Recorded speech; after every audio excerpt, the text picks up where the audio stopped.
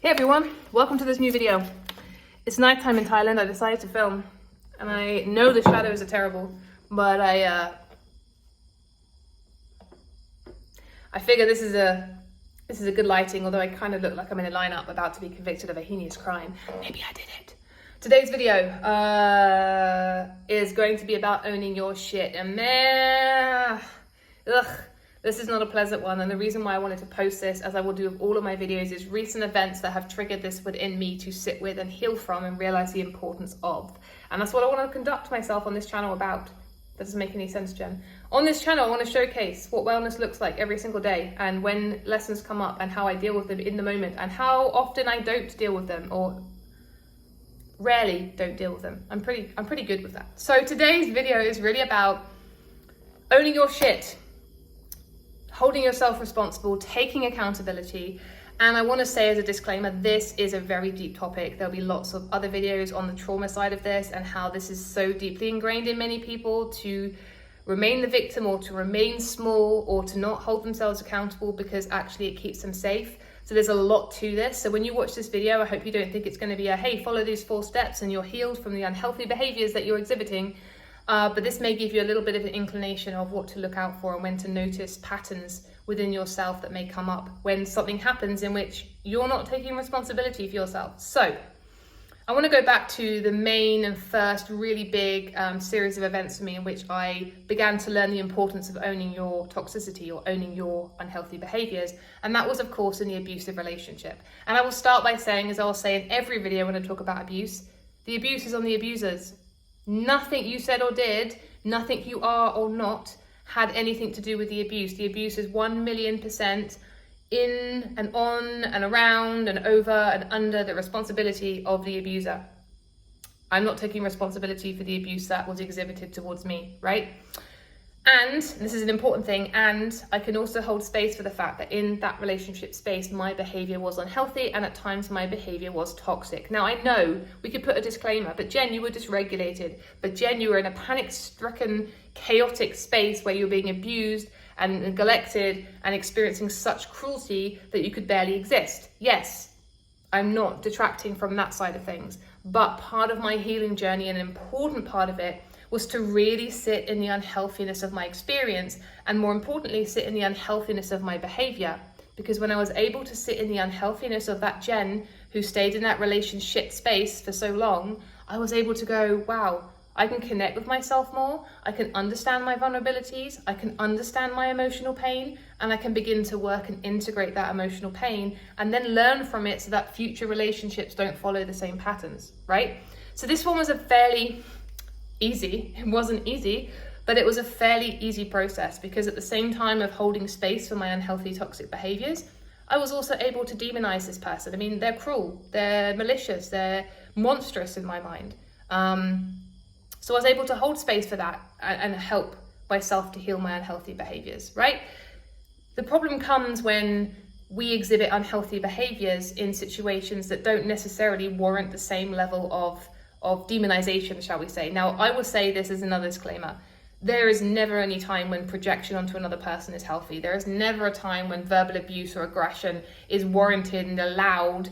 You know, I can beat you up because you beat me up. Violence does not equal violence, right? I don't agree with that at all. And at the same time, it can sometimes make people feel a little bit better about themselves if they have a reason for why they reacted. Hey, I shouted at that person, but they did this. Right? It makes it easier for us to not hold ourselves responsible. It makes us easier to demonize the other person, right? And what I noticed in a recent event for me was I saw this crossroad really clearly, metaphorically, and thought, whoa, I think a lot of people probably go down that route. And the healthy way is to go down this route. And that's why I wanted to share this with you today. So recent events for me where I was in a situation where I had a romantic interest with somebody. And now let me put it out there. I could see from the word go, this person was the greatest mirror I've ever met in my life. Like, I've never met a person in my life that I've looked at and was like, oh my God, this person is me in a man form. This person is the male version of me. And it was really, really, really quite intense.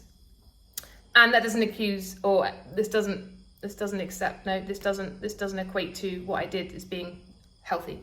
So he was a mirror, and I could see very clearly a lot of his dysfunctional behavior, a lot of his unhealthy behavior. And I was like, you know what? I hold space. I have love for him. I see him as he is. He's a human being. I see the little boy inside of him that just wants to be loved. And I'm like, oh, okay, I hold space for this. I'm seeing him exactly as he is. And I'm appreciating his honesty in his dysfunction. And I like that about him. This is him mirroring back at me my good qualities, right? So I had all this. And even though I knew and I could see some of the dysfunctional behavior, I was like, okay, this is fine. This is where it goes. I'm going to have my boundaries, see where it goes. And then a couple of weeks ago, an incident took place in which I was in a situation, and it wasn't until afterwards that I realized, but in the situation, I realized that this person was actually utilizing me to make themselves feel good. As a lot of people do on this particular island that I live on, people like to have people around them that make them feel good about themselves. And I didn't realize in the moment, but afterwards I reflected, I was like, this person, this man, clearly just had me around and was doing what he was doing because it made him feel good. It made him feel attractive. It made him feel popular. And I don't like that. I'm not a tool. I'm not a resource. I'm not just somebody you pick up when you need to and throw away when you don't.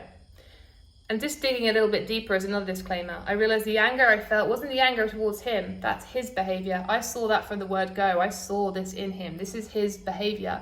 The reason why I was so reactive and angry is because I allowed myself to stay in that environment. I allowed myself to accept less than what I'm worth, right? So the reaction, it still comes back to me. And in this moment of reactiveness, 2 days after this took place, I sent a text message. And I sent a text message from a space of hurt, from a space of anger, which really didn't sit well with me afterwards, because I was thinking, hey, I normally love being that safe space people can come to and really just rest into the nurturance, and like, Jen just sees me, she doesn't judge me, she's exactly just meeting me where I'm at, right? And that's usually the person I am, and I pride myself in that because I love that about me. I love holding that space, right? And in this moment, I wasn't that Jen. I was another part of myself, the reactive part, the part that was disappointed, the part that was angry. And I sent a projection outwards of my mouth in a text message and blocked this person. And the likelihood is that connection is completely severed. I cannot imagine this person ever trusting me again, ever wanting to even look at my face again, let alone talk to me. And I had to sit in the powerlessness of that as well, right? And here's where I get to the point in the pathways, because in that moment, whilst I was processing the shame, the guilt, the anger, the frustration, the powerlessness, the disappointment I felt about this situation, I saw these paths. And these pathways said, hey, come down this path and just demonize him. Yeah, but he did this. Yeah, but he was... And the other pathway was like, yeah, and his behavior was unhealthy and your behavior was unhealthy, Jen. His behavior was unhealthy and the way that you conducted yourself doesn't match up with the expectation you have for yourself and the belief in which you want to be, right? That doesn't make any sense. And is the important word here. In that moment, I could have quite easily demonized him, and that wasn't to say that his behavior was not unhealthy and that he wasn't doing what he said or what I believe he was doing and devaluing me and using me as a bolster for his self-esteem. I can hold that. And I can also hold myself responsible and accountable for my reaction. And it was a reaction. A rare reaction. It's only ever happened twice, and it's only ever happened towards this person. And I can hold space and hold myself accountable for my reaction. And the reason I say this is because there are so many times in life where so many people, something happens and their response is, yeah, but. It's such a huge one, that but, yeah, but. And the reality is in that moment when we start to say, yeah, but, what we're actually doing is taking the accountability off of our shoulders. We're putting the responsibility onto another person's shoulders. We're making ourselves small, often unconsciously. We're going back into that victim mode. Yeah, but he did this. So it takes away from our behavior. It takes away from our reaction. That's not to say that a person can't be abusive, can't be horrific to you, can't be dysfunctional, can't do horrible, horrible things towards you or towards other people. Of course, we can hold this thought. This thought still exists. And the other reality is, at the same time, I can still hold myself accountable. I can still realize that my behavior is unhealthy. I can still hold myself responsible for being reactive, for not being healthy, for sometimes being toxic. And I think it's so important in order for us to grow, because the only way you can step into your power, the only way that I can continue to be authentic is to go, yeah, and, or yes, and, holding space for both of those. Every time I say, yeah, but, I'm making myself smaller. I'm diminishing myself. I'm destabilizing myself into that victim state, into that loss, into that grief, into that sadness. Oh, I'm so small, and pity, and If I say yes and, I'm holding myself responsible. Yes, and in that moment I was unhealthy. And then I can start to give myself compassion and grace. Then I can learn how to forgive myself, or at the very least accept my behavior in that moment and realize I'm powerless to change what has already happened. And then I can start to move forward. And I think that's such a huge thing to remember. Maybe this is the only piece of advice which you didn't ask for that I could give you in this video, is just listen out for the yes, but. And see if you can change that narrative in the moment to yes, and. Yes, and I can hold both opposing views in my hand. This is a really amazing tool for healing trauma. As I said, trauma is black and white thinking. It's all this or it's all this. It cannot be both. And having that duality, be able to say yes and, can often be a really amazing catalyst to begin to recognize, oh, I was not healthy in that moment. What can I do to make sure that this doesn't happen again? And then I take power, then I take ownership, then I take responsibility, accountability, and then I am in my power. I hope this video has not just been me blah, blah, blah, blah, blah, at you for 12 minutes. I hope the lighting hasn't blinded you. But yeah, clearly I was not convicted, so I live to live another day. Live to sniv another day.